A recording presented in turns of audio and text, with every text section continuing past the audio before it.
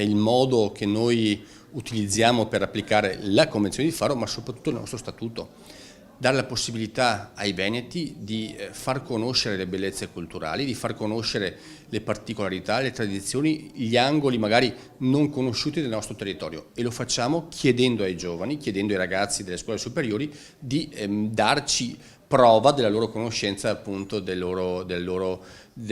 lavoro sul territorio. Ripartiamo dopo un primo anno di rodaggio che è stato entusiasmante, 60 scuole iscritte, 30 lavori arrivati alla fine, 10 premiati che appunto hanno avuto riconoscimento da parte del nostro ente, del Consiglio regionale. Quest'anno ampliamo i premi proprio perché abbiamo visto la grande risposta del primo anno, e ci aspettiamo che ancora più scuole, ancora più classi, ancora più ragazzi e ancora più docenti che l'anno scorso erano entusiasti di aver fatto questo lavoro possano partecipare, possano farci conoscere il loro territorio, il loro paese, la loro contrada, la storia che magari appunto vogliono far conoscere ad altri veneti o ad altri appunto turisti che arrivano da fuori Veneto. La novità di quest'anno è che abbiamo aperto il concorso anche a tutte le scuole dove i ragazzi sono di origine veneta, perché ci hanno chiesto dall'estero di poter partecipare, quindi l'Argentina l'anno scorso già partecipò, ma anche il Brasile si sta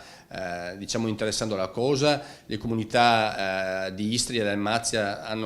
vogliono partecipare quest'anno, quindi l'apriamo anche ai ragazzi che, anche se fuori Veneto, si sentono legati a questo territorio. Dalla prima edizione di questo concorso, quest'anno sarà la seconda edizione, abbiamo potuto riscontrare che gli investimenti che sono stati fatti in questi anni dal Ministero sul piano nazionale della scuola digitale stanno dando i primi frutti,